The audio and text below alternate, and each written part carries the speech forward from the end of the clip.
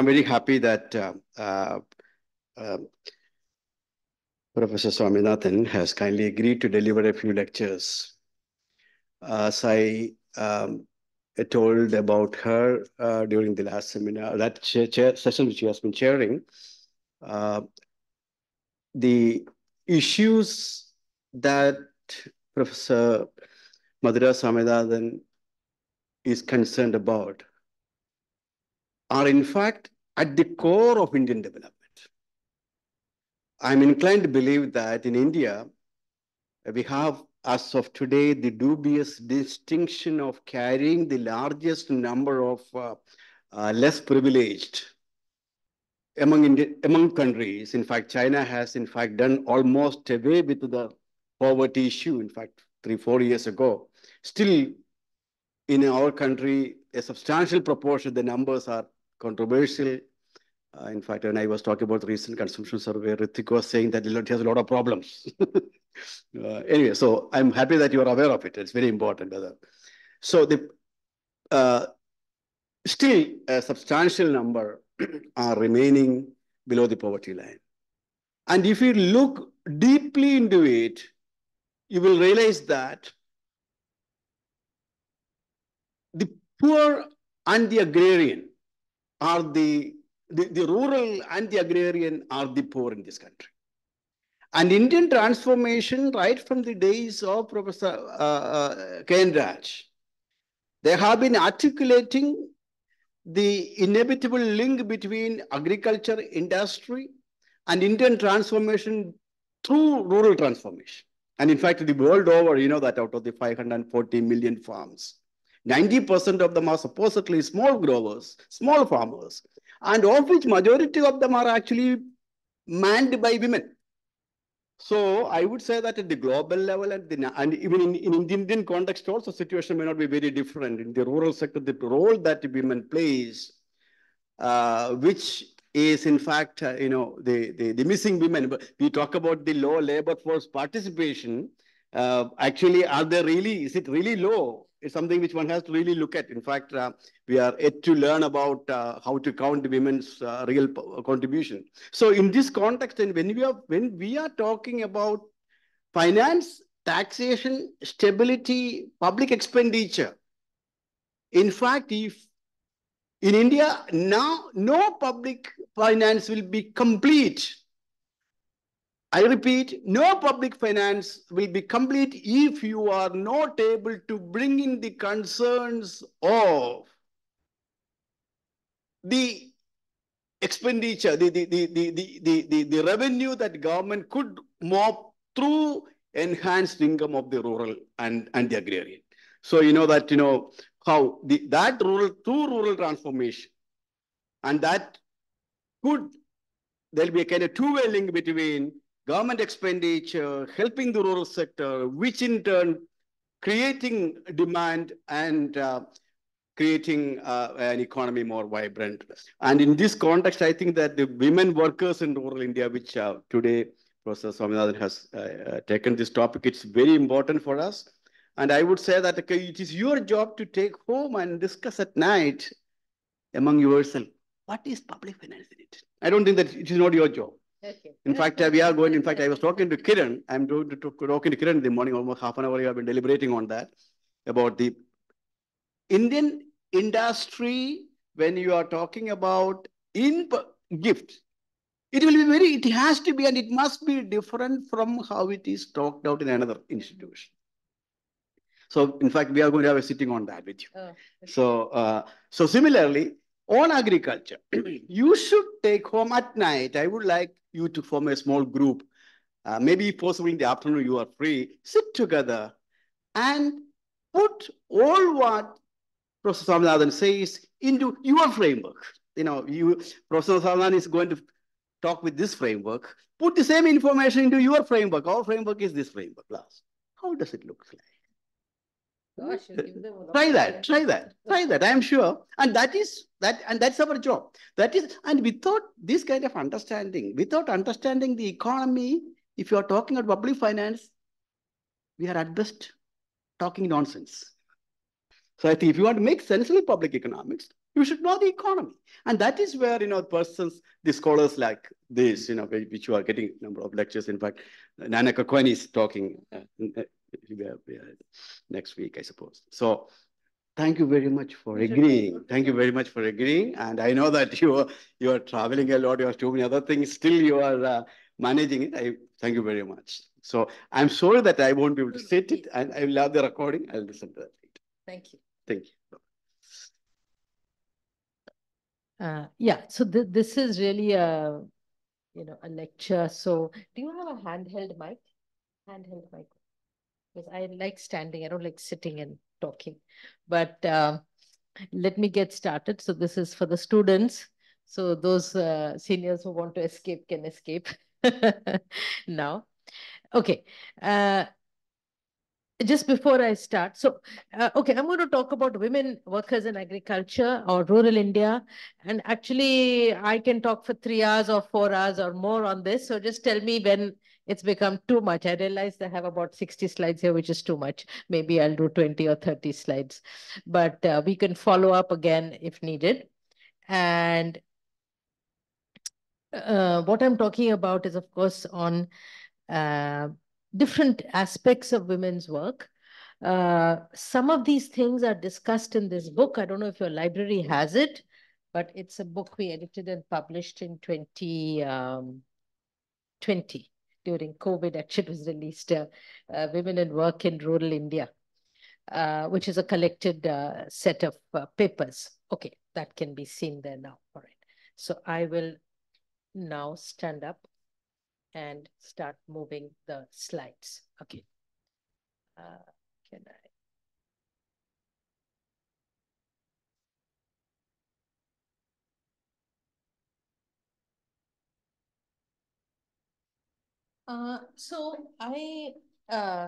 Is this working?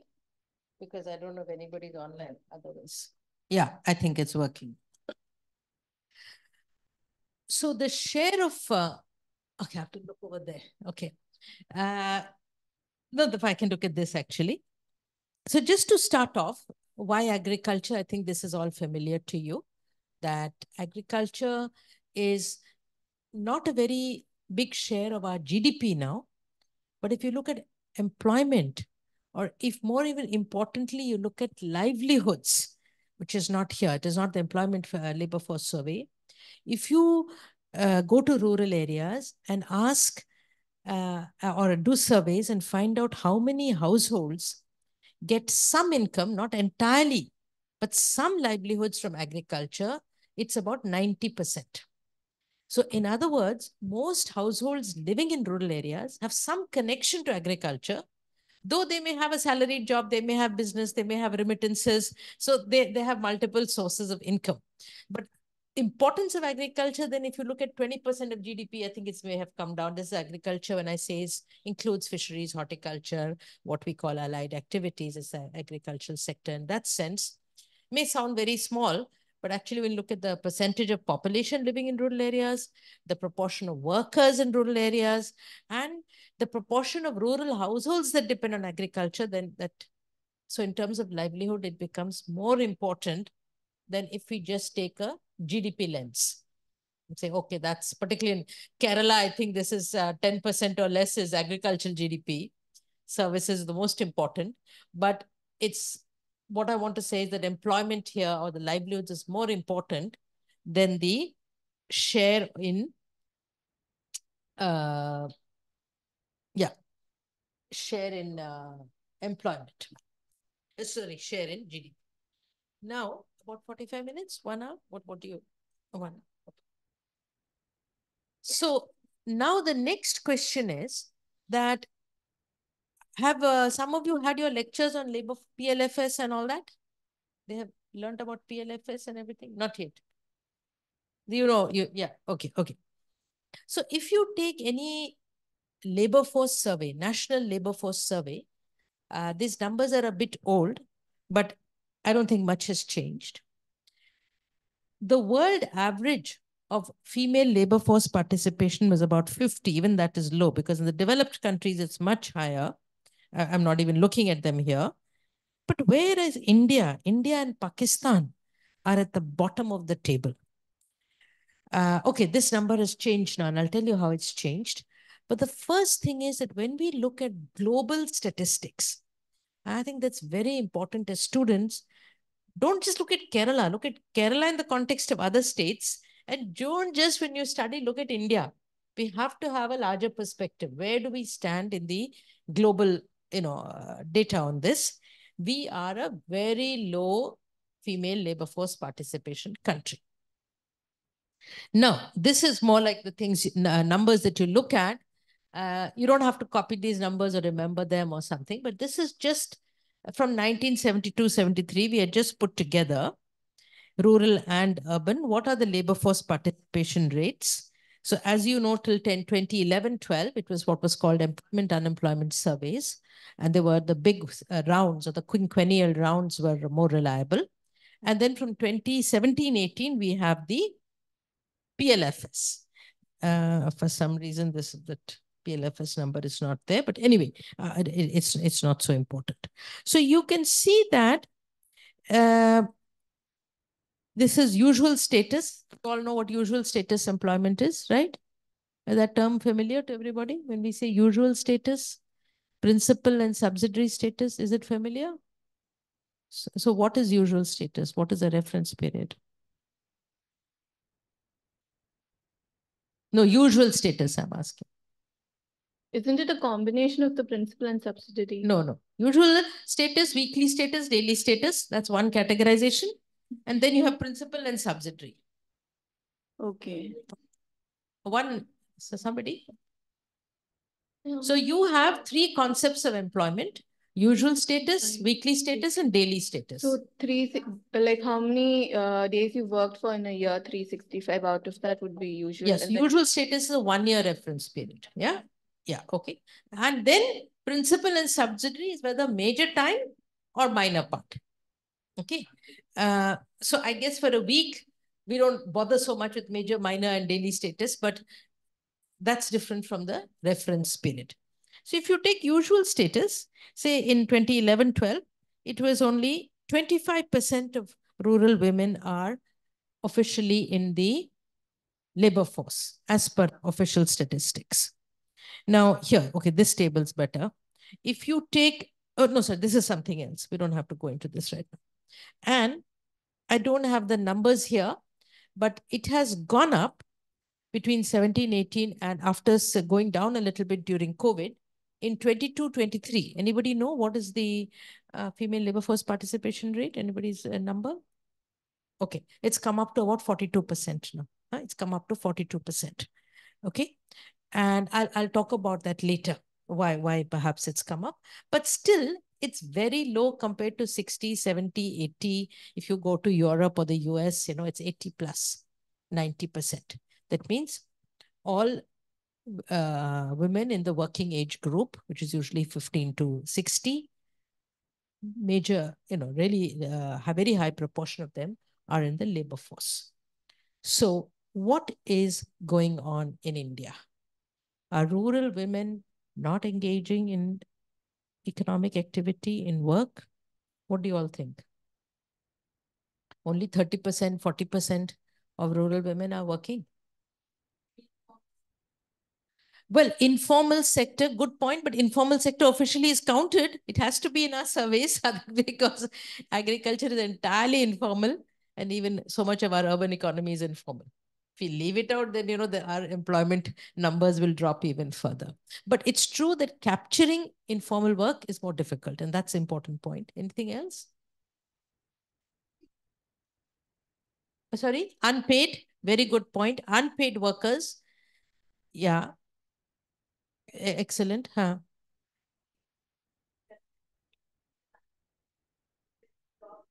Okay. So what is the definition of labor force participation? Unemployed are included or not included?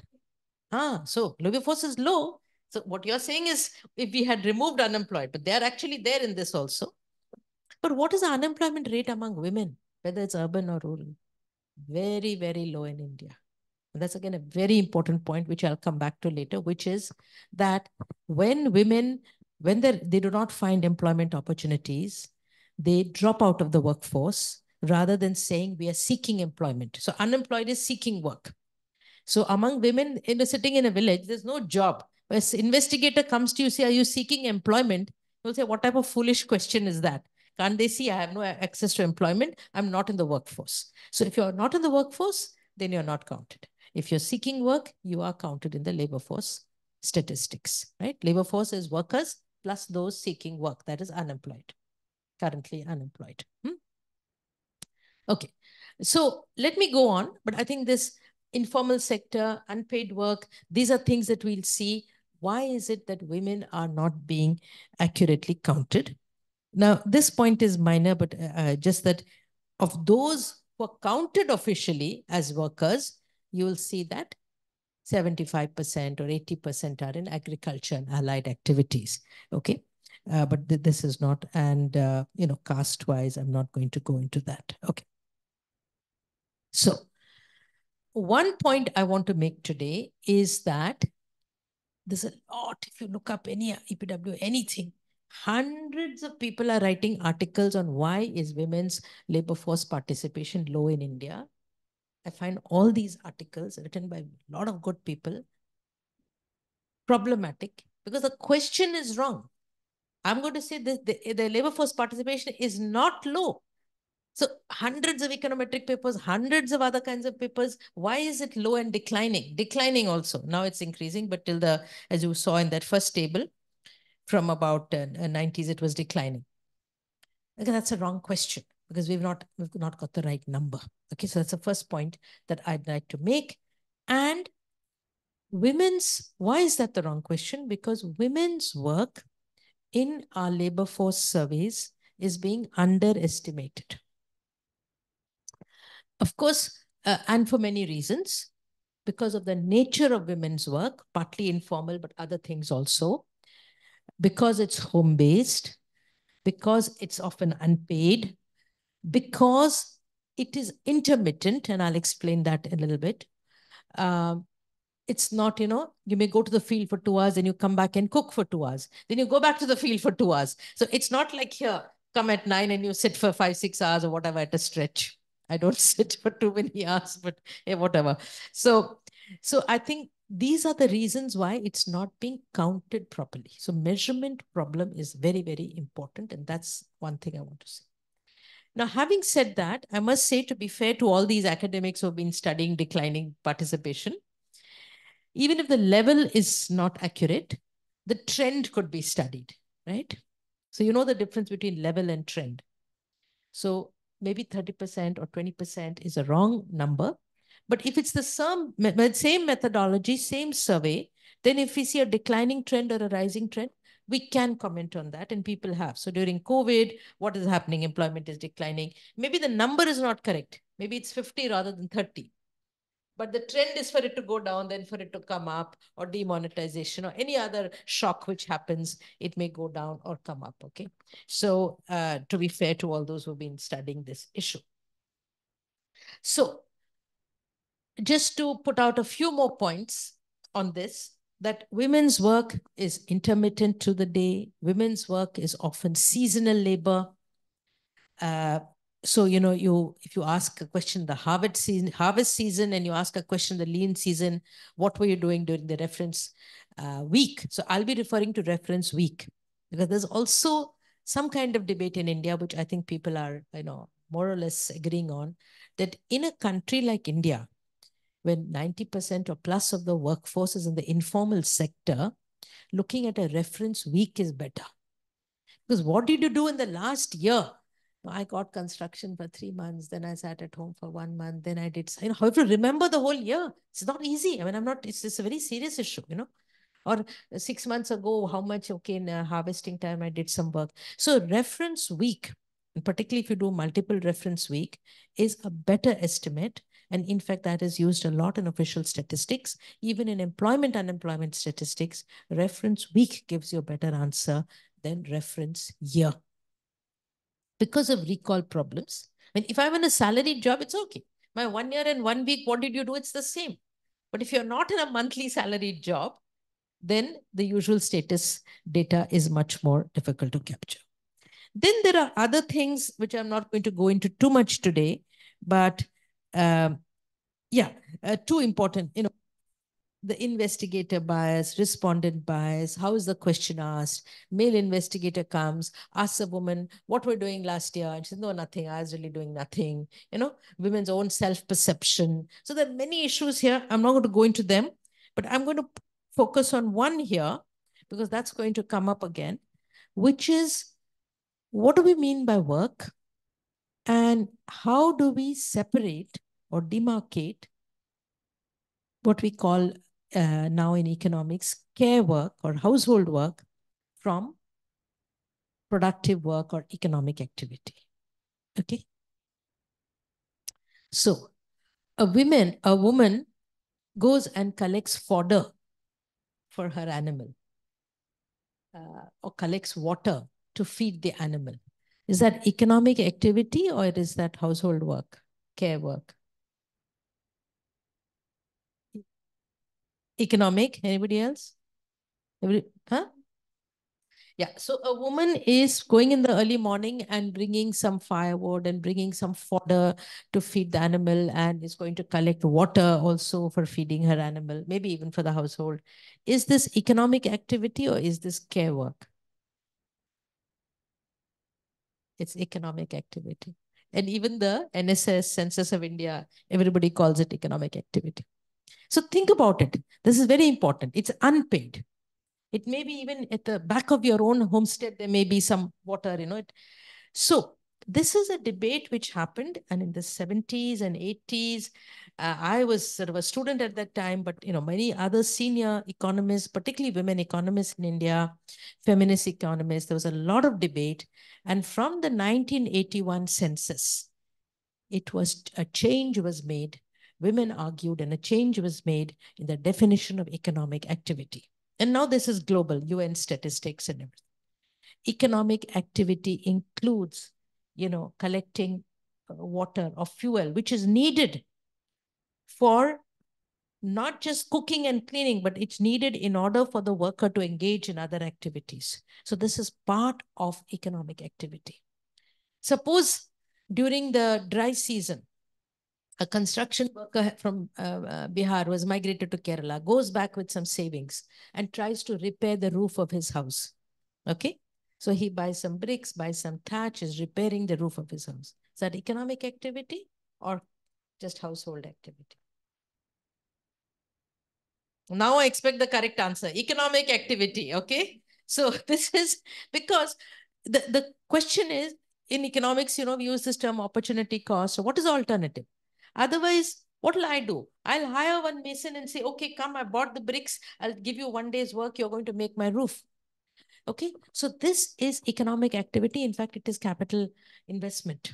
So I think what Dr. Joseph said, I wasn't thinking about it, but now what I'm going to talk about today is very much related to, in a way, to the system of national accounts and how we count things. Okay. Which is what I think many of you are going to be looking at in the different angle. So I'll come to this as definitions. What is care work or household work? We don't use the term household anymore. Care work. What is productive work? This is very important that we understand what is going. And the important first thing I want to say is, just because something is done within a house or household or within your own farm or field or backyard and it's unpaid doesn't make it non-economic activity. Okay, so the whole question of how do we define GDP, because GDP is kind of, the value of goods and services, which is in economic activity, is now different from what it was 50 years ago, 100 years ago, in what is counted as economic activity. That's a very important point. Now, I think I will not go into this right now. Okay, I'll go back to this. Since we're talking about this, let me say that the system of national accounts, I think this is from the UN system of national accounts in 1993, if I remember, the change was made. There are 3 terms that are used. SNA, that is what is economic activity, what is part of the system of national accounts. Extended SNA and non-SNA. Have you heard these terms? Extended SNA, non-SNA? Just a yes or a no. Abhinav, you've heard it? No. Yes, okay. You can say, okay, but majority have not heard. Huh? How have you studied national accounts? This is crucial. Okay, I've got a complaint to Dr. Joseph. Okay, so system of national accounts includes this unit. All marketed activities and non-market activities, please read the whole sentence, like collection of water, fuel, fodder, and production of goods for self-consumption. So if I grow some rice and I keep it for my own family's consumption, that rice has to be valued, and the value of that has to be in gross value of output from agriculture. So it's got to be part of national income. Okay, GDP or whatever term you use. Now, what is extended SNA? So this is, again, globally, I must say this is a big change came about because of the work of many feminist economists. Extended SNA includes household maintenance, childcare, and community service. Okay, so I'll go a little bit more into that. And non-SNA is personal care. What is personal care? So actually, all of you is something that cannot be delegated to others. So education, student, not those who are providing education. Our output has to be valued, but you are students, okay? Now you can't send people to cheat, but you can't send someone else to study, or your recreation time or your leisure time. This is non-SNA. So let me, I think, yeah, let's look at this because can you read it? Maybe you can read it, you're all in different places. So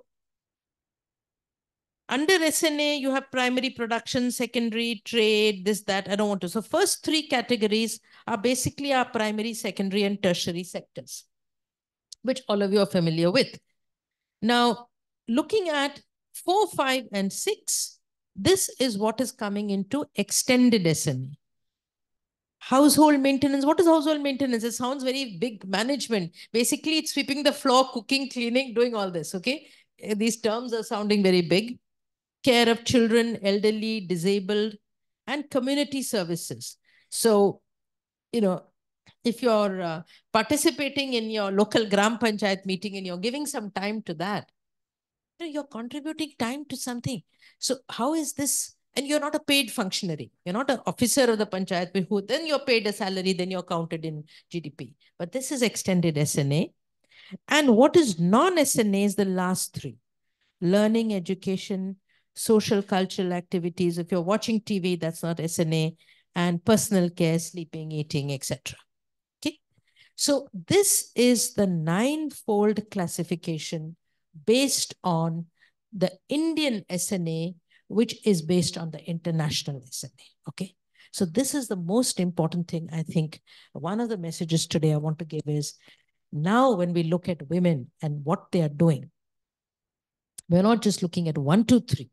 Even 1, 2, 3, I'm arguing their participation in 1, 2, 3 is undercounted, not properly measured for different reasons. We'll come to that. But what about 4, 5, 6? Okay.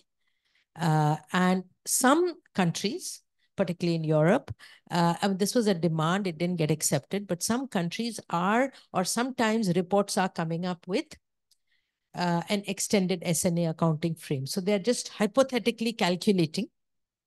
And there are some reports, in fact, the Human Development Report, or there are UN reports. You may have seen some headlines sometimes that, you know, if women's contribution is actually counted, world GDP will be, 10 times what it is or whatever.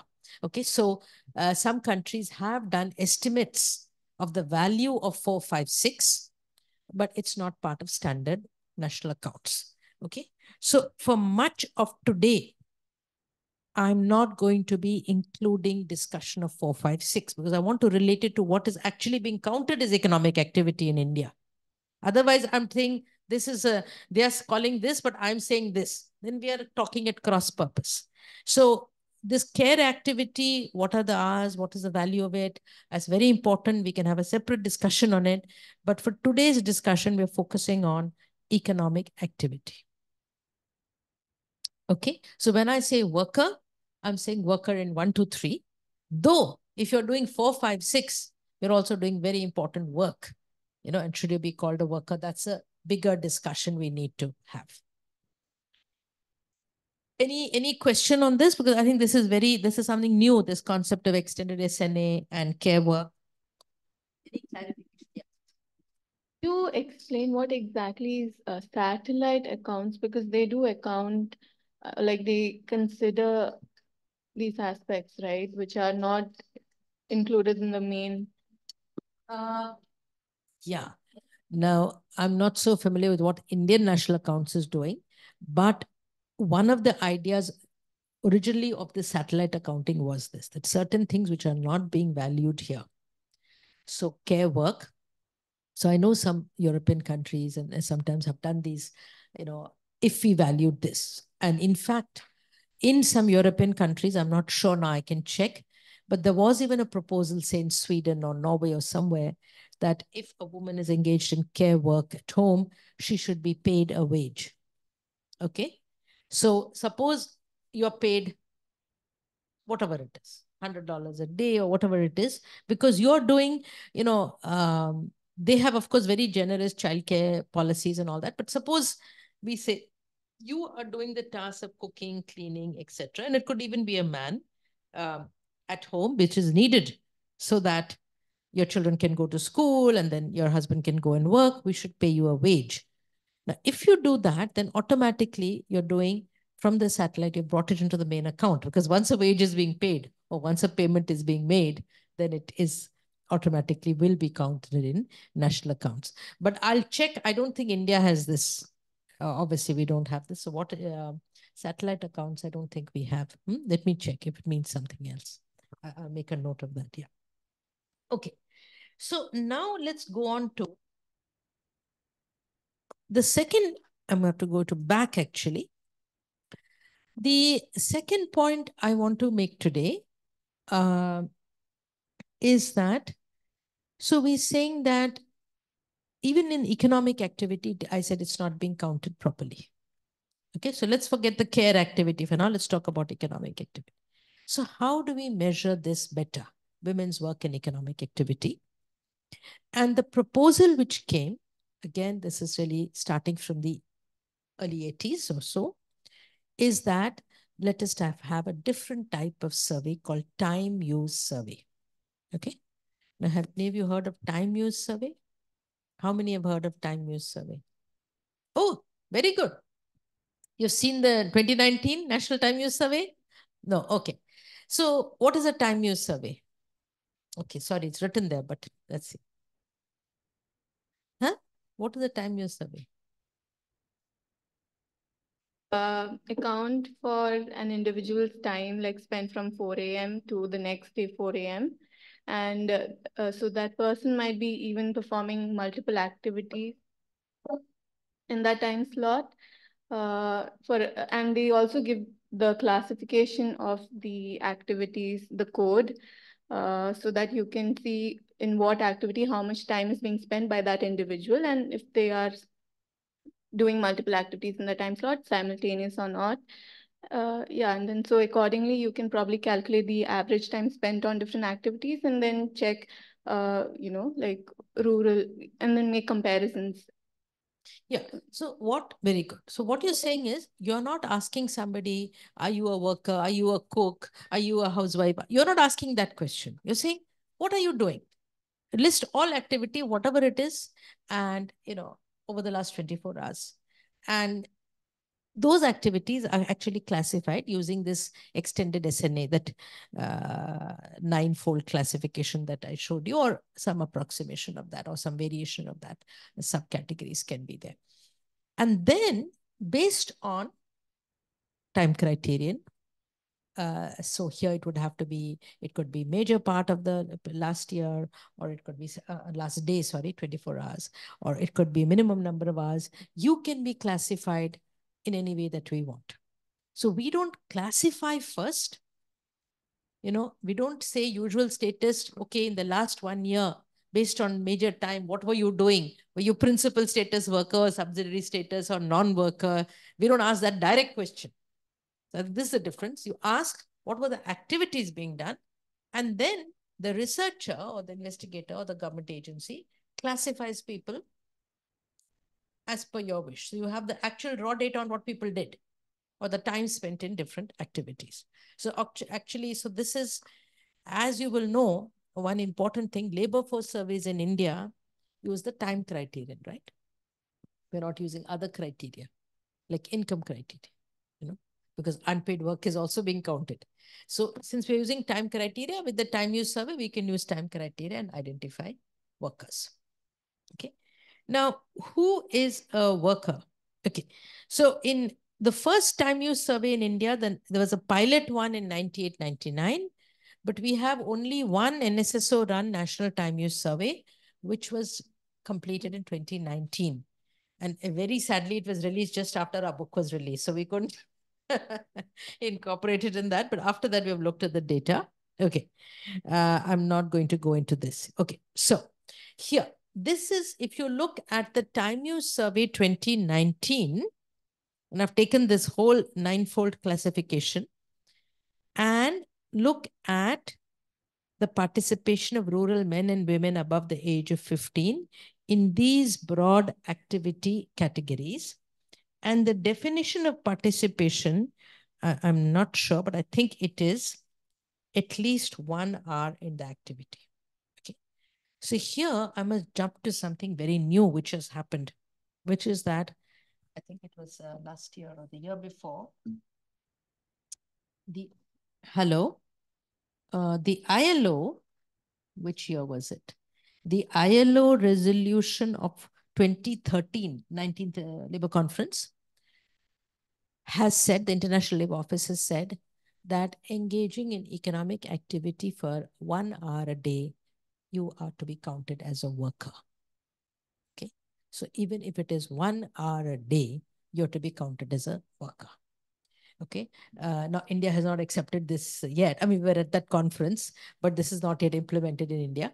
But in this time use survey, we see at least 1 hour. You can see. So now you see, if you take the entire SNA, about 50%, 21 plus 28. Okay. So about 49, 50% of women are being counted as engaged in economic activity. Okay. Whereas in 2019, if you take the labor force survey, PLFS, I'm not exactly sure, but it is some number in the 32, 33, something like this. So now it is time use survey showing it's 50%. How many are in unpaid domestic work for household? How many are in unpaid care work for the household? How many are in volunteer, trainee, etc.? So what if you're an intern, volunteer, trainee, etc.? You're doing something, boss is not paying you anything, but you should be counted here. Okay. And then, of course, the non-SNA, which is learning, socializing, culture, self-care, etc. And just one point I want to make here, which is very striking and which has come out in my own studies. We've done village studies, we've done time use surveys, which are on small scale, is that I'm just mentioning it as a comment because all of you are in higher education. Look at the proportion of rural women engaged in learning. So low, 8.3. Okay, of course, this is above the age of 15. Okay, but even then, it's very, very low. And that's what to me was quite shocking over here. But anyway, the main point is that using time use surveys, you can capture, because you can capture even within these 9 categories, you can even make subcategories, and you can go, because you know exactly what a person did from getting up in the morning till going to bed at night. And very importantly, you can actually capture time spent in self-care, etc. So how many hours people are sleeping? That's also an important issue these days for mental health and so on. So we can even capture that. Okay, so this is a more general table. So if you look at men and women in this 2019 SNA, what we see is that, 44% of women were in SNA, 92 were in extended SNA, and for men, it is 76 and 43. So if tomorrow we just made a change saying extended SNA is included, you can see that immediately what would be the change in terms of counting women and their contribution. Okay, are these numbers clear? Yeah, okay. So again, this is some some more clarification that on average, a rural woman who was participating in economic activity engaged in 8 hours of work, of which 4 hours was employment related and 4 hours was unpaid work. Okay, this is from this particular survey. Now, this survey also has problems. I don't want to spend too much time on it. This I'm going to skip. How much is crop and how much is livestock? Okay. Now, I'm going to, what time did we start? I forgot. Oh, did we go on till 12:45? Okay. As I said, I can just go on, so you better tell me.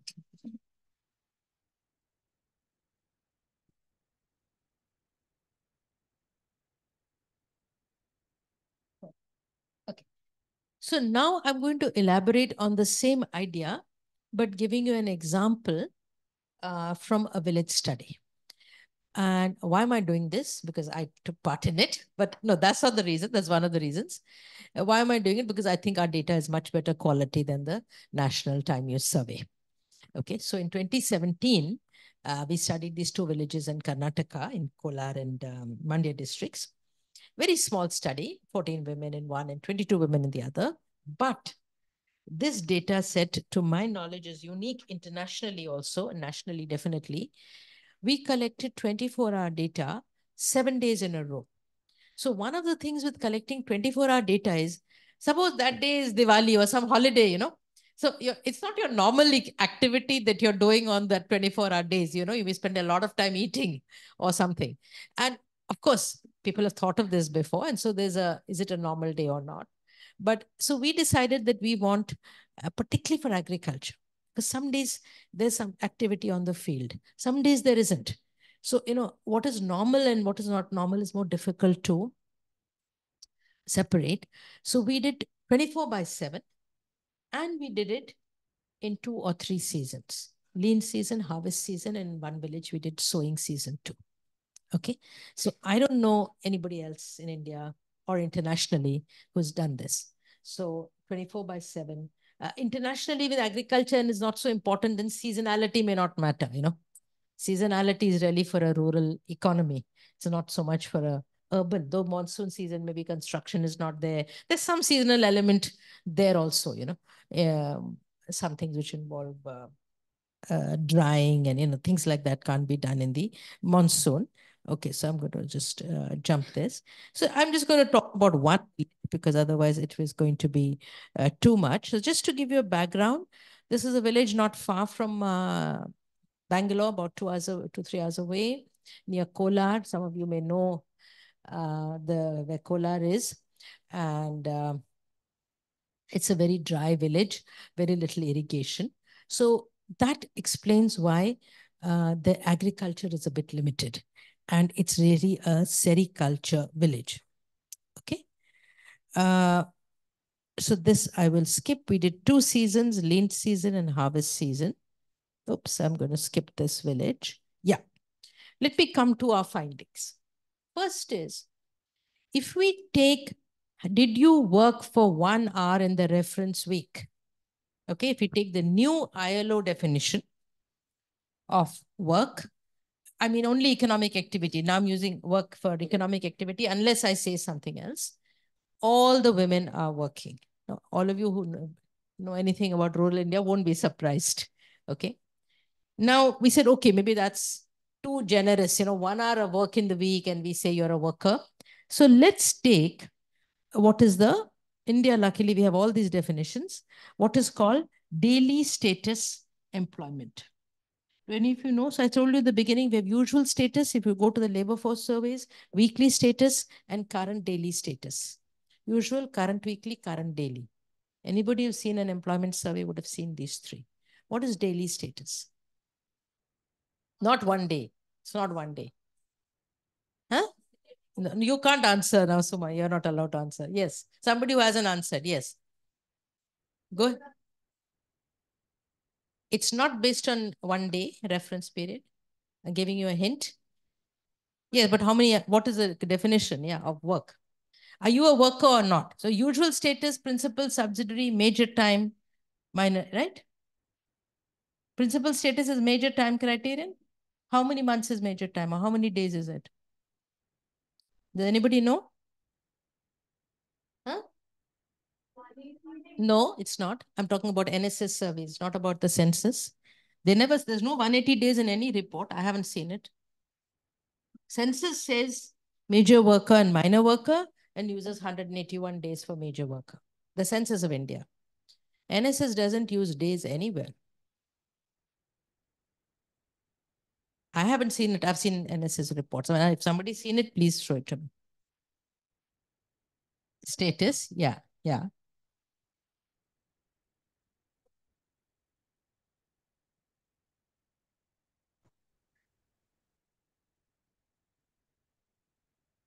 Told by whom? Have you read the NSS report? See, we can't, for definitions, we can't go by told by. All right. Definitions are definitions. We have to open the report and copy the definition. It's not your definition, my definition. A Government of India has already used that definition. So we better stick to it. We can criticize it. That's what I'm doing, that they don't count this, they don't count that. But then when I explain what their result is, I have to use their definition. So this is a big debate also, which I think some of you, all of us were engaged in. What is major time criterion? Okay. So what are the three options you have? Worker, seeking work, and in the labor force surveys, when I come and classify you, there are three possible status I can put you in. Worker, seeking work, and no, seeking work is unemployed. Worker, unemployed, and out of the labor force. Yeah. So after 12 months, what is the major time? It can even be 5 months I was working, 3 months I was seeking work, 8, and 4 months I was out of the workforce. Okay. So working need not be necessarily 6 months. All right. Because you have to classify in the 3 categories. And participation as a worker or the labor force has to be the major, means it has to be over 6 months. But working alone need not be over 6 months. A very important point in the NSS surveys. That's why we're all talking about unemployment, because these surveys are actually underestimating unemployment even. Well, that's a different debate. We won't have it today. So please look at these definitions. It's major time. It could even be 170 days, but then the way the rest of the days you classify, that could be the major time. There's no 180 or 81 written anywhere. Most people, we expect it may be more, but it's not necessary. Okay. Now we come to daily status. Now I've given you a lot of clues. So daily status is what was the major time during the reference week. Okay, so the same, what we said for the usual status, now we bring it to in the last 7 days, what was your major activity in terms of time spent? Now, I don't know how the NSS will obviously ask people, but we have the data for every day of the week, for every hour of the week we have it, so we can actually calculate, and that is what we did. And I'm putting this because this is a class. I wanted to understand how we did it. Okay. So in this village, in the first visit, which was the May, which is the lean visit, because this is an example. Here are the names of the women on the left-hand side.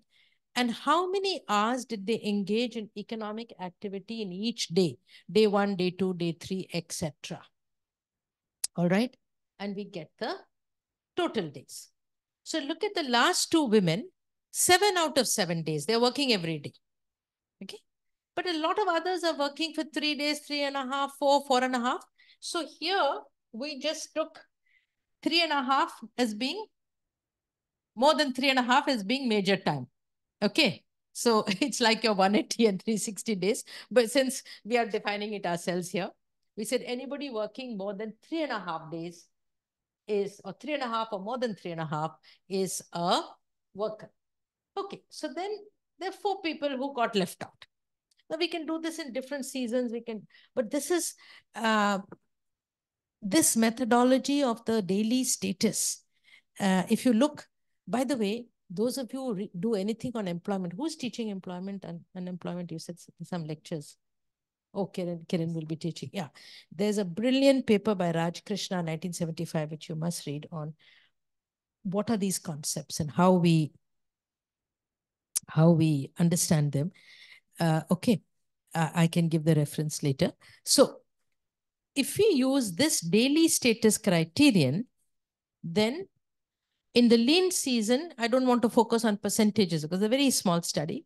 9 out of the 14 women were major time. In harvest season, it was 11 out of the 12 women. So almost everybody was engaged major time, not the 1 hour criterion. And combined, it was 11 out of 14. Okay. So these numbers are not representative of anything. That's not the point. The point is, what is this methodology and what answers does it give us? And does it give us different answers?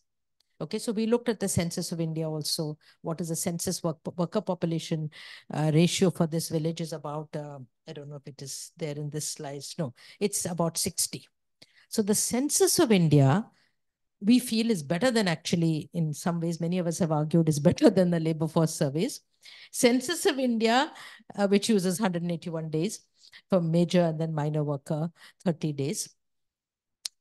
In this Karnataka and southern Karnataka was capturing the lean season employment pattern, not the peak season or the harvest season employment pattern. Okay. Now, I don't want to go into, we can do this for other villages and who are these women, and I don't want to go into all that.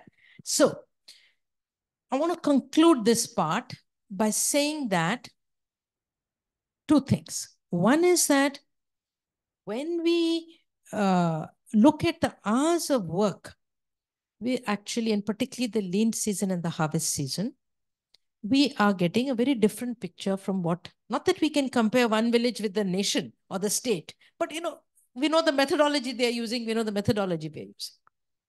And there are two things here. One is that there's a lot of seasonal variation. There's also, we are counting a woman who's taking even 30 minutes milking the cow. We are counting it in the, labor force survey investigator may not have left out that 30 minutes, So one is the undercounting, the wrong counting, the under measurement of the economic activity. And second is actually having the time spent on the economic activity. So improving on the undercounting, improving by counting time, we are saying that in both villages, and we could do it in many other in India, I'm sure the answer will be the same. In the harvest season, almost every woman is a worker. Now, what is happening in the lean season? Now, I said the Census of India is capturing the work participation rate of the lean season. But if you look, census, or if you look at the NSS labor force surveys, unemployment among women is very, very low, rural women. Now unemployment, youth, urban educated women is also high, but rural women is very low. So one of the things we need to understand is that this seeking work category, when there is no work available, women opt out of the workforce. They don't seek work because of different other social reasons like mobility. You can't seek work far away, and a woman from Bihar may not travel so easily to some other part of India to seek work. Occasionally there are couples who come, but largely, so she'll be seeking work in her village or in the neighborhood. And if there's no work in the lean season, she's not going to say, I'm seeking work. She's going to say, I'm not working. So this distinction between seeking work and out of the workforce, or what is in the economics literature called discouraged worker effect, I think that implies more to women than to men. And that's something we need to keep in mind. Particularly because of women's, safety or mobility issues, plus the care work responsibilities. If you have a child to feed, you can't go away for a job where you leave at 5 a.m. and come back at midnight. You have to be back at a more reasonable hour of the day. Okay, so this is something I think we need to think about. And the time use survey of 2019 has improved, but it still has a lot of problems, not, as I said, of seasonality, of capturing one day. It's showing a work participation rate of about 50, which I feel is still very low, or labor force participation rate. Okay. Anything, any questions, comments?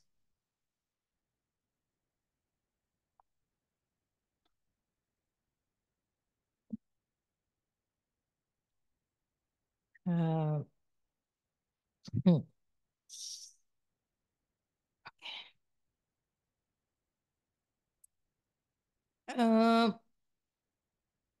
Yeah, I'm just wondering what else to talk about.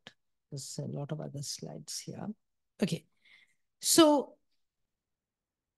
let me repeat the points I've made, because now I'm going to move to something slightly different, which is more features of women workers, or some characteristics of women workers. Right now, till now, we were talking about who is a worker, how many women are workers, are we measuring that accurately, what are the methods of measurement, and in that methods and concepts of measurement, most important, I think, and particularly from your interests in this institute, is what is economic activity and what is SNA, what is extended SNA. Okay, firstly, we have to define whether we agree with that definition. Then we come to how do we measure it? How do we define it? How do we measure it? So first is the conceptual, which is the SNA itself. What do we count in SNA? And if we really count women workers accurately, in my view, in economic activity, I'm not talking about the care work, then very, very major part of rural women in India are workers. But today we're not calling them workers. And that has serious implications for all our policy. And let me give you an example here. One of my students who did that TUS calculation, she worked on livestock workers. So you look at the government of India's livestock policy, there's no mention of gender or women or anything. But what we are finding in our data, if there are cattle, it's women who are spending average of 2 hours a day. It ranges from a few hours to up to 8 hours a day, depending on how many animals are there, whether they're in season, whether how far you have to go to get fodder or to bathe the animal, to feed the animal, whether you throw the manure or you make it dung cakes, everything takes time. So here you have a policy for a sector which is not recognizing the main workforce in that policy, which is in that sector. Okay. So how is that policy going to succeed? It's ignoring the most important component, which is the workforce. So I think that this, what we've been talking about, we're writing some papers on livestock, women in livestock, how many women own livestock, how many women are rearing livestock. Nobody is studying these questions. There are 2 papers in this issue of the Review of Agrarian Studies, which you can look up online if you like, ras.org.in, which have just come up. One is on how many women own livestock assets, and the other is on this, what I've been talking about, care work and other work in Haryana, actually, study on Haryana and one study on Karnataka. Now, very briefly now, I want to say a few more things about women workers, but I don't want to take too long because, I don't want to, you have to absorb different things. But again, 2 or 3 features of rural women workers. And this comes from a set of village studies, 21 village studies that we've done in different parts of India with the Foundation for Agrarian Studies. And one of them is that now it's very difficult to say who is an agricultural worker, who is a non-agricultural worker when you go to a rural area. Okay? Because, 3 months this harvest, I do that. Then 2 months I work on construction. Then 2 months I do BD making. Then 1 month I do something else. So livestock rearing, you don't do it for 1 month, you do it throughout the year. But so are you an agricultural worker, non-agricultural worker? This distinction is not very easy to make. And in fact, probably a distinction we need to drop now. Okay. So we are using the term manual workers, and then within that we can do further subclassification, unskilled, semi-skilled, skilled. We can have different, because I don't want to by any means say that manual work is not skilled. There are a lot of skills needed. Okay. Now, when we look at this angle, very interesting. Women are largely in agriculture. So men and women work at different tasks throughout the year. But if you look at the employment days, how many days of employment in agriculture and how many days in non-agriculture, it's very little for women. Largely, I don't know, Kerala may be different if there is some choir or BD or some particular non-agricultural activity weaving in that region. But otherwise, if you know the 21 studies across different states, and men have more non-agriculture than agriculture. So in fact, this is again something which is another separate lecture, but I want to mention it. There's a debate going on now about feminization of the agricultural labor force. So what this means is that, not surprising, with all of you will be, when I tell you this, you'll say it's obvious. Men are migrating, men are looking for better jobs, men are looking for non-agriculture. Why? Non-agricultural wage is usually higher than the agricultural wage. Again, I can give you numbers, we can look at it, but this is, obvious. So women are the ones who are being left behind in agriculture. And as I also already mentioned to you, women are less mobile. And there's another reason that they are, physically around the farms and the fields and the animals. So once we start looking at the nature of women's work, because we are interested not just in who is a worker and who is not, but what is the nature of the work, what is the skill level, and then going on from that, what is the wage or remuneration, and then are these women in poverty, or how do we raise their incomes and livelihoods? Ultimately, that's where we want to get, okay? It's not just measuring a worker for the sake of saying she's a worker or she's not a worker. So there are a lot of things and related to this difference between agriculture and non-agriculture. And most importantly is that the wage gap between agriculture and non-agriculture, or the salary gap. There's also very important, which is that generally a large part of non-agricultural employment may not be within the village. You may have to travel, you may have to commute, or you may actually have to travel for a month or travel for 2 months or 6 months, wherever. So there's a travel component, which makes it somewhat a little more difficult decision for a woman, I think, than just for a man to take. So I think this is something is, again, when we're talking about agricultural sector policies, whether it's agricultural productivity or agricultural wages or innovations, we've got to start thinking about who is going to be taking those decisions in future in agriculture. Because when you talk about, I've done some work on agricultural extension. And, who is this agricultural extension information being given to? If it's given to the male who's sitting as a migrant somewhere else, it's not going to affect what is happening in the agriculture. Okay, so it's not a insurmountable problem, but it's something that we need to be aware of.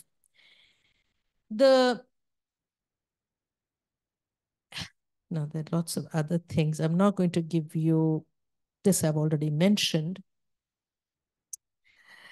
Having said this, so women have less opportunities in non-agriculture than men.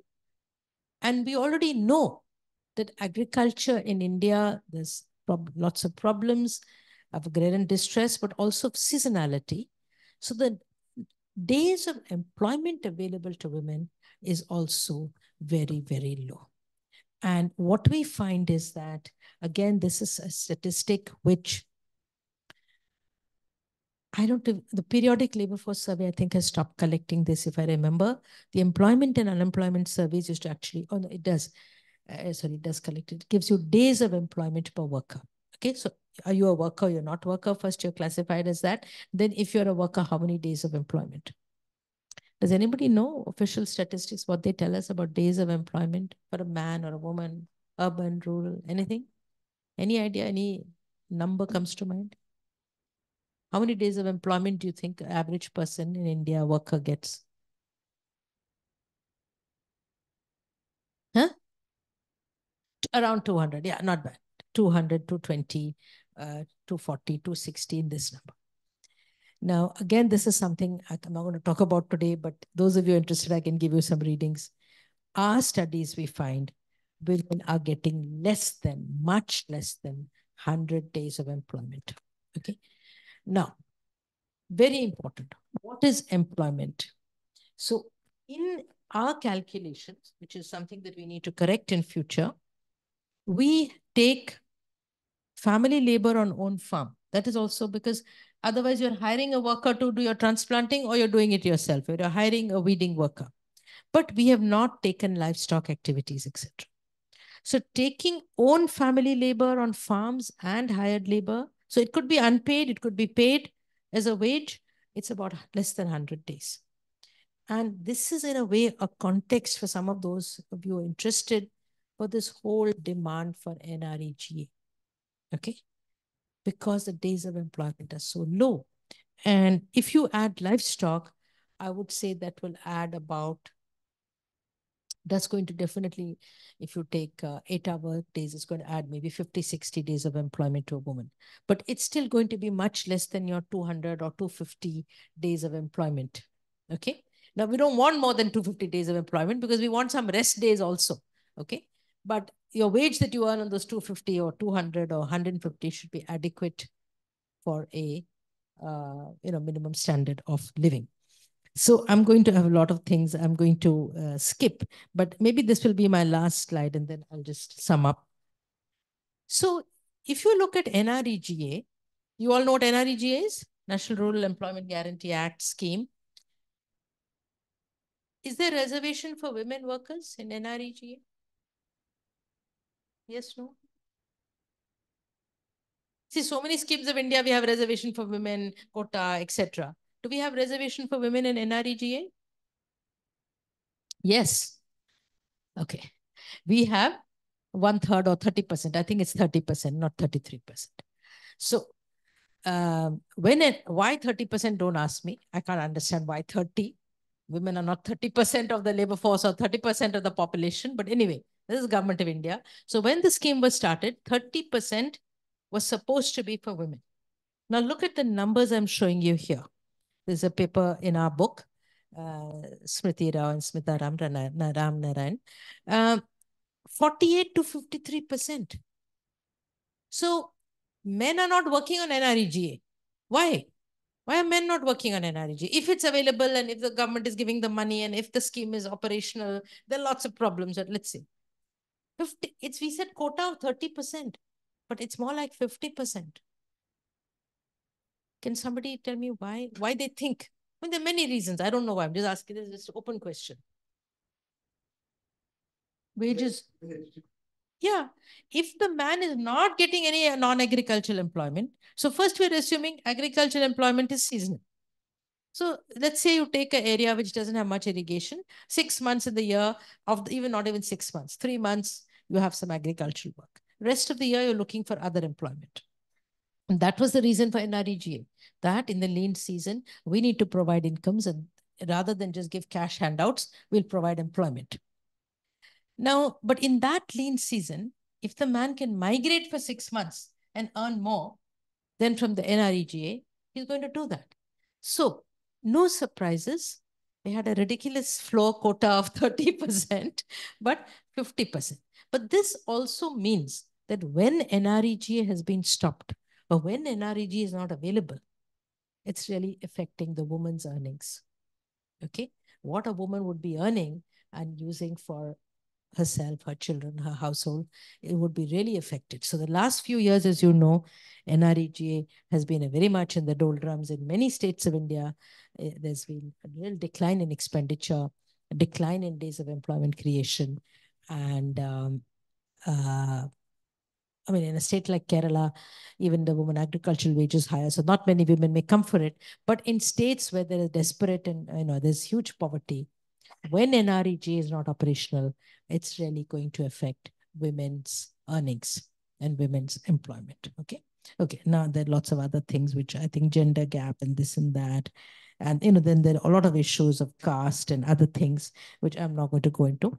But those are important issues, but I don't really have time. I've just put the 4 or 5 papers here from this book.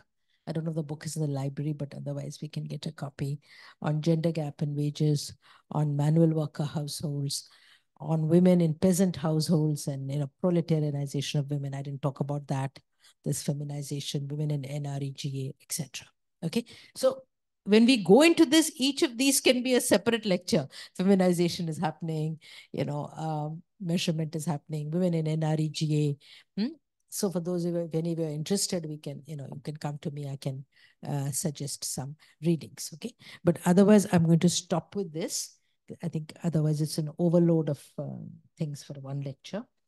Any questions, queries, anything? Please feel free to ask the simplest question. This, any question is open.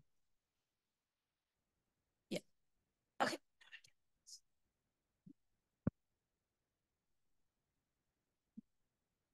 Either you knew everything before the lecture, which is very good then. Yeah.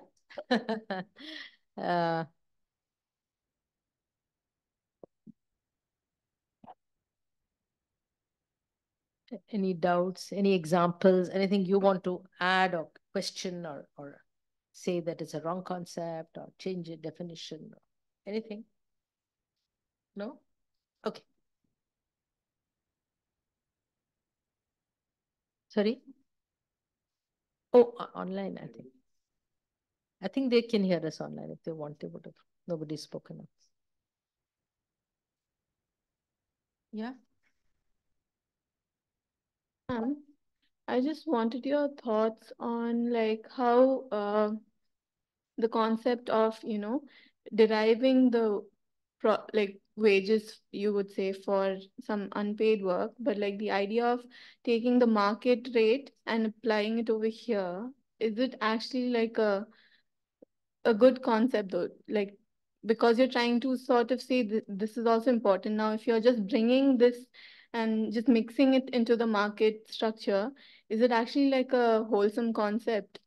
Because you sort of separate the whole care idea and also, So I think it depends, what is the purpose of this valuation? Okay. So we do imputation for so many things. Okay. So when we take agriculture, for example, valuation of agriculture, even the cost of cultivation surveys, which is calculating minimum support price. So leave women workers. Value of family labor, there's an imputed value, which is the wage rate. Because instead of hiring somebody, I put in my own labor to work on this farm. So when we're taking returns, that's a cost, because instead of my working, I could have hired a wage worker and paid 100 rupees or 500 or 1,000 or whatever is the wage rate. So that's why you have this concept cost A2 and family labor, etc. So when you look at even Government of India statistics on, say, cost of cultivation, which relates to agriculture, imputed value of family labor is there. But so that is imputed value for what we know is economic activity. Now the question then is, do we extend this to care activity? So I must find this exact quote, but from my early days, I remember people saying this, that Adam Smith said, when a man marries his cook, the GDP goes down. Because you're paying the cook and now free cooking. Huh? So all the women, please note, no free cooking in future at any stage for anybody. Huh? So get paid for it. So we do have that unfairness already built in. Okay. That now, what do you think should be a cook's wage who cooks only for 1 hour a day? It's not an 8-hour cook, doesn't come in the morning and, stay here all day and be cooking 3 meals or something. So should we take the cook's wage? Should we take a proportion of it? Should we take 80% or 50%? I mean, this depends. What is the purpose? So in some of the European countries, they wanted a wage to be paid to women who are staying at home. So that's different. Then the government will have to pay out this money like a subsidy or a wage. So that's more complicated. But when you're talking about valuation, I think that it's easy. So what we are saying is, if the unpaid work of women as cooks and cleaners and childcare and elderly care, instead of elderly care having a full-time nurse for your mother or mother-in-law, you are doing the work yourself, then that gives us an idea of, what is actually the value.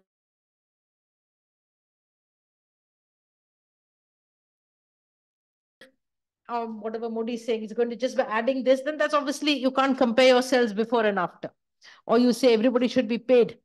1,000 rupees a day should be paid to every woman sitting at home, then that becomes, so I think if it is for valuation, then some kind of opportunity cost is what we would use. And seems fair enough. But from there to immediately go for demand, I think then it creates problem. Online, yes. Some online. Hi, I have, this is Godwin. I have a couple of clarificatory questions to you, Okay. Dr. Swaminathan. One, do you find in the literature or as per your understanding, the time use pattern change, during pandemic and, the non-pandemic times and the usual times? For example, the intensity of, because it was expected that, men also take part, in the household chores during the time of pandemic, especially the recent ones, some studies actually point to that. Likewise, there is equally we have other stories that, the household violence actually also has increased during that particular time. So can you shed some light on that particular aspect? Is the number one question.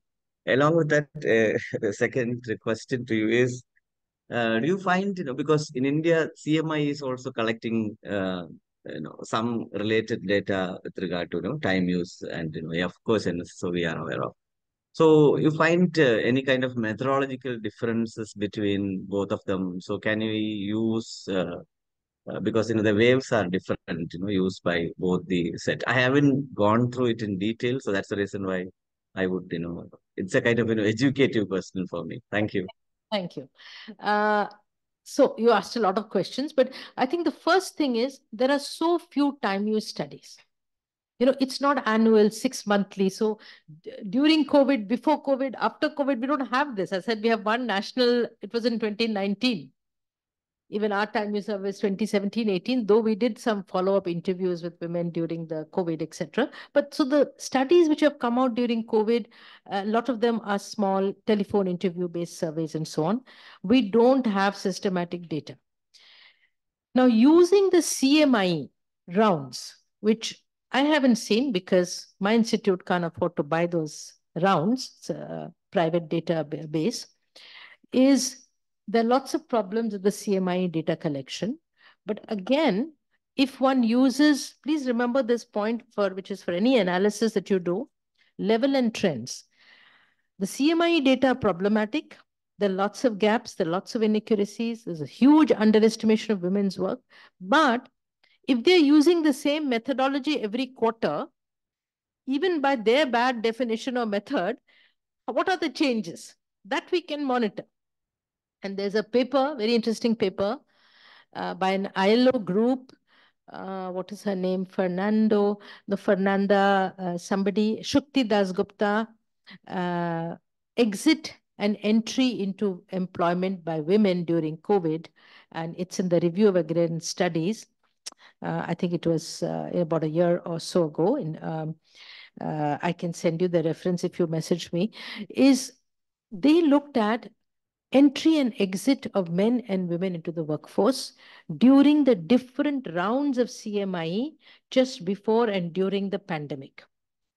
And very interesting point, what they're saying is exit, because we saw the urban workforce, people were exiting, there were no jobs, people went back to agriculture.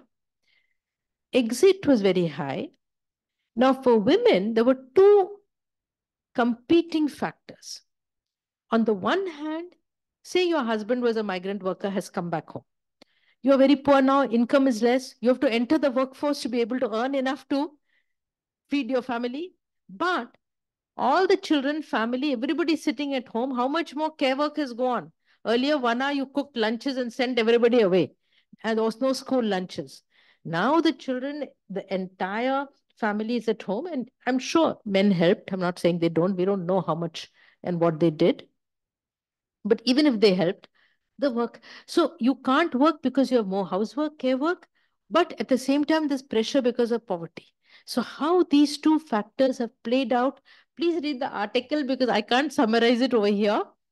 But overall, what they find is that the post-pandemic, immediately post-pandemic, like 21, 22, etc.,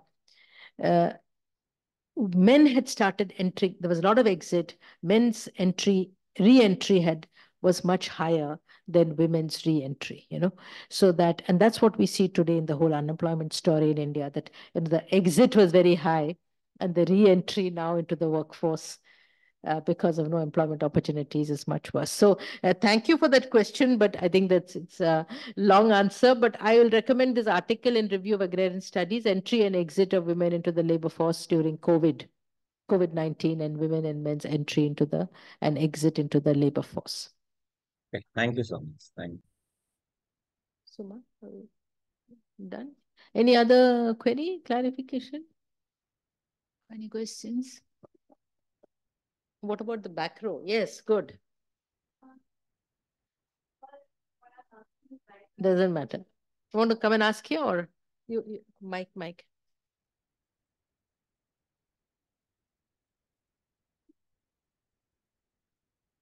You can come and sit here, the chair seat. Okay. What is your name? Michelle. Michelle, yeah. Okay. So I feel that there is a social perception that women are stamped with the responsibility of doing care work in homes. And there is this social perception that if men do not go for formal work, then there is no other opportunity cost for them, that they do not have to do care work instead.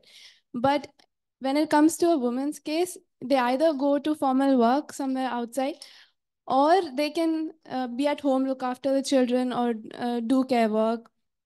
So one reason is it one reason that women are not involving themselves in formal work because of this perception of the opportunity cost that they have, which women have to switch between care work and formal work? That's one thing. I'm not sure your question, sure, because it's a very complex issue. So what is the question? But let me say two things. One is, I didn't dwell on it because I'm not so much a sociologist as an economist, but social perception, social norms is very, very important everywhere in the world, but particularly in India. So last year we were a village in Uttar Pradesh. The women cannot leave the village without a man. They cannot travel even if it is to go shopping or anything. Okay? And they've got to stay, as soon as they see the man, they've got to stay with their head covered, the ghungat. So how on earth are they going to seek work outside? There are one or two, the Anganwadi teachers, they may be out of a couple of hundred women in the village, maybe there are 2 or 3 who have got some kind of, they're going and working in a bank as a clerk or going to teach somewhere or something. So social norms is very important, okay? And how these interact is very, is something we have to study. So I've recognized it, but, not studied it in detail. I mean, I've seen a lot and I have my views, but, it's not sort of researched.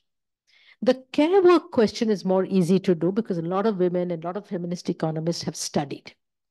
Because care work is again something which is every day. You have to feed the child every day, like you have to feed the cow every day. You can't say today no food, and of course you have fast foods and you have things now which are easier to manage.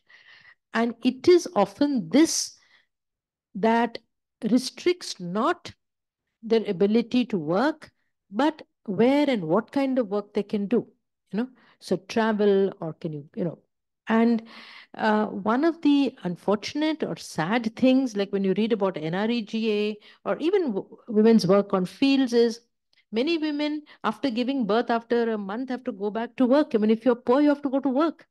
And then there's no creche, there's no facility, they have to carry the child to the field.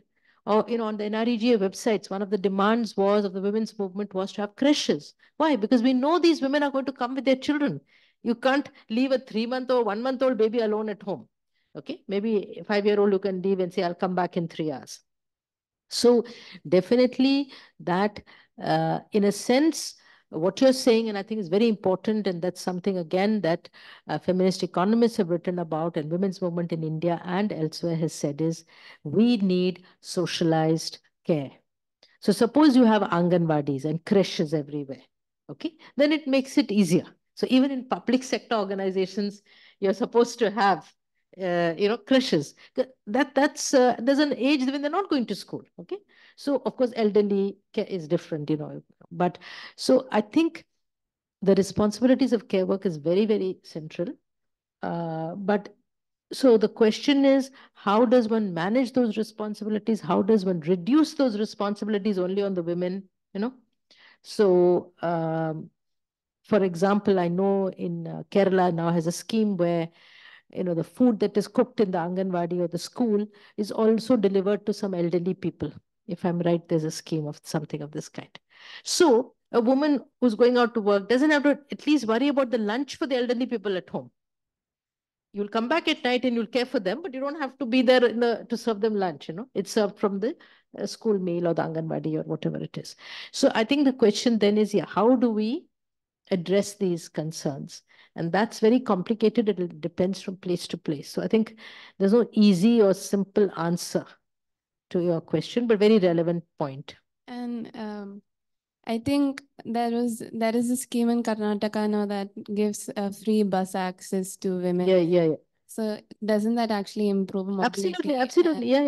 Yeah. So policies like those, if that's right, you can have policies which help or reduce the constraints or weaken the constraints or make it easier for women. Yeah. Very good. Thank you. Any questions for any? Okay, then we'll move on to a vote of thanks by Ritik. You have a question? Yeah, please. Sorry, continuing with the question on valuing domestic work. When we are going to value domestic work or like add it to, say, national accounts, aren't we in a way kind of blurring the exploitation of women? Because a wage, say, a male a household where a male person works and the female member does the domestic work and the male earns the wage. The wage is, in a sense, according to, if you look at classical economic value concepts, that male wage is the wage for the work of survival of both the male member, female member, and the child.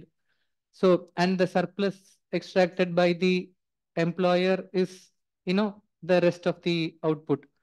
So, if we are going to say include the female works wage into the national account, then that would mean you are artificially increasing the labor share, which means you are blurring the exploitation of women. Like, how do we tackle this? Like, are we blurring the exploitation of women, or are we highlighting the exploitation of women? Each of these questions needs a separate lecture. Now, okay, you add yours is related. Just one thing to add. Add the mic switch on the mic. Yeah, it's on. Yeah. Just to add his thing, like while we are accounting all these things in the world where all things are connected to the GDP growth and all, it's some kind of an overestimation. Like in USSR times and all, they have only accounted the industrial or the real output as the GDP or something. So I don't know whether it is right or not. Yeah. So I didn't say, we talked about satellite accounts and extended SNA. So please remember, extended SNA so far is a separate account. It's not in national accounts. Okay. So I said this is done in some countries. We don't even calculate it, but in some countries they're calculating how much, if you value care work, if you give it an imputed value, what would it be? How much would your real, that's not GDP, GDP plus extended GDP, what would it be? So this valuation, if done, would not be in GDP. It would be in the extended SNA, which will be a separate item and added on. So we will see what is GDP and what is extended. So that's one simple clarification. But in the ILO definition now, I'm a little uncomfortable with it now, but Indira Hirwai has written about it. This International Labor Statisticians of 1993, the report, the ILO is saying if you are paid, it's employment. If you're not paid, it's not employment. And it's work, but it's not employment. And so you can read this report. The ILO says if it is for pay or profit, it is employment. Otherwise, it is own use production and then unpaid trainee, etc. So this is, again, I have to go into this. It'll take time, but I'll just give one example. If it's for pay or profit, whether paid or unpaid, doesn't matter. So if it's for pay or profit, it's employment. If it is for own use, it's not employment. Now, my problem with this is that you have a cow, let's say. Now, cow doesn't give milk every month of the year, right? Some months that cow is pregnant, some months there's no milk. So it's some months you're employment, some months you're unemployment, you're doing the same work. Not, some months it's own goods and services, some months it's paid, you're selling milk, or some months you're consuming the milk. When there's a lot of milk the cow is giving, you're selling. So how will one draw that line in a country like India where there's a large informal sector? Okay, theoretically, what they're saying is that when I say 90% of women workers, I understand what they're saying. They're saying you're giving very misleading because only half of those women actually get some kind of payment. Okay, either imputed, like the family farm sells the crop. So we can assume that all the people who worked on the family farm, they don't get the wage separately. But if I got 1,000 rupees for selling some output, we can say that it is for both the man and the woman. 500 each, let's say. Or I got a job and NREG and I got the wage. That's very simple. That is employment. The other is not employment. It's work, but not employment. They're making this distinction. But suppose it's a drought year. My output is very low. I don't sell anything, or output gets destroyed. Now the family farm, they did all this labor and they spent on seeds and everything else. And now output is destroyed because of flood or drought, not because of anything. You saying that this is not employment, that they were not, but they were expecting 10,000 rupees by selling the output. Okay. And the 5,000 would have been the return to the man and 5,000 to the woman. So I find that this concept is very difficult for, we make this distinction. But again, I would like to end by saying that, like the other question that was asked, what is it for? It's for conceptually understanding something. Is it for policy? So for some, what is our objective? Because when we have a measurement, it's always for some purpose. Okay. So I told you every woman is a worker. That was a purpose, to open your eyes that, what we are seeing and what we are saying workers is not really what it is. Okay. But if tomorrow Government of India says, okay, give me an estimation for agricultural workers, some policy, what definition am I going to use? Or what is, so I think that this is very important, this, what we call employment. And I think that relates to what you're saying, because where a wage is being paid of some kind and what we don't. But I think also that subsistence wage, that if a man will be for one dependent in this, I think those things have to be changed now, because world over, there's no distinction really now between men and women workers, we're assuming that all are engaged in same kind of paid activities, and all also should be engaged in same kind of care activities. The care activities should be shared, and the paid activities also. But I think you're all raising, very big questions. Thank you. Please. Hello, everyone. Today we had this session of Mrs. Professor Madhura Swaminathan regarding the rural workforce, women workforce in rural sector, and she gave us many insights regarding that. the workers we are missing out in our statistics and all. So formally, first and foremost, I am thanking Professor Madhura Swaminathan for her insightful lecture. Also, I thank